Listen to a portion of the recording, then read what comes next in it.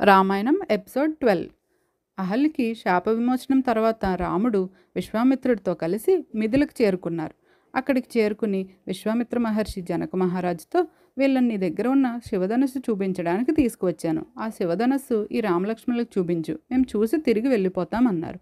అప్పుడు జనకుడు శివధనస్సు తన దగ్గరికి ఎలా వచ్చిందో చెప్పడం మొదలుపెట్టాడు. పూర్వం దక్ష ప్రజాపతి శివుడి మీద కోపంతో శివుడికి ఆహ్వానం లేని యజ్ఞం మొదలుపెట్టాడు. శివుడు లేని చోట మంగళం లేదు అని బాధతో దక్షుని కూతురైన సతీదేవి ఆ యజ్ఞగుండంలోనే దూకి శరీరం వదిలింది. ఈ విషయం తెలుసుకున్న శివుడు రుద్రుడయ్యాడు. అసలు ఇటువంటి యాగానికి దేవతలు ఎందుకు వెళ్ళారు అని ఒక ధనస్సుతో శివుడు వచ్చాడు. ఆ ధనస్సే ఇప్పుడు జనక మహారాజు దగ్గర ఉంది. శివుని కోపం తగ్గాక ఆ శివధనస్సుని దేవతలు జనక మహారాజు వంశంలో పుట్టిన దేవవ్రతుడు అనే రాజు దగ్గర కొంతకాలం ఉంచమని ఇచ్చారు. ఆ దేవవ్రతుడు ఆ ధనస్సుని చక్రాలు ఉన్న పెట్టెలో పెట్టాడు. ఆ పెట్టెను తొయ్యాలంటే 5,000 మంది కావాలి.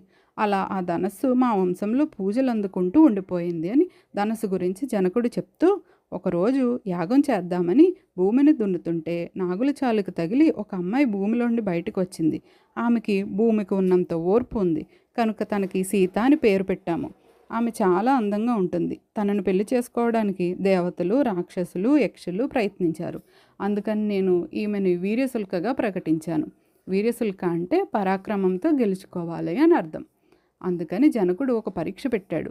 ఈ శివధనుస్సుని ఎవరు ఎక్కువ పెడితే వారికే ఈమెను ఇచ్చి పెళ్లి చేస్తా అని ప్రకటించాడు. ఇప్పటి వరకు చాలామంది రాజులు, దేవతలు, రాక్షసులు వచ్చి ప్రయత్నించారు, కానీ ఎవ్వరూ కొంచెం కూడా కదపలేకపోయారు అని చెప్పాడు. ఆ మాటలు విన్న విశ్వామిత్ర మహర్షి, ఒకసారి ఆ ధనుసును తెప్పిస్తే మా పిల్లలు చూస్తారని చెప్పగా ఆ పెట్టెని కొన్ని వేల మంది లాక్కుని వచ్చారు. అప్పుడు జనక మహారాజు, ఈ రాముడు పిల్లవాడు శివధనుస్సును ఎక్కపట్టగలడా? ఇదిగో అడిగారు గనక తెప్పించా, చూడండి అన్నారు. ఒక పాము పడుకున్నట్టు ఆ ధనస్సు పెట్టెలో ఉంది. రాముడు ధనస్సును చూసి, ఈ ధనస్సు ఎంతో అందంగా ఉంది, దీన్ని ఎక్కుపెట్టినా అని విశ్వామిత్రుడిని అడిగాడు. మహర్షి సరే అన్నారు. రాముడు ఆ ధనస్సు ఎంతో సులభంగా పైకెత్తి నారి కడదామని లాగేసరికి ఆ ధనస్సు ఫడేల్మని గట్టిగా శబ్దం చేస్తూ విరిగిపోయింది. అంత పెద్ద శబ్దంతో ఆ ధనస్సు విరిగిపోయేసరికి అక్కడ ఉన్న లక్ష్మణుడు, విశ్వామిత్రుడు, జనకుడు తప్ప మిగిలిన అందరూ మూర్ఛతో పడిపోయారు. ఈరోజు క్వశ్చన్: శివధనస్సు మొదటిగా దేవతలు ఎవరికిచ్చారు? మీ ఆన్సర్ కామెంట్ చేయండి.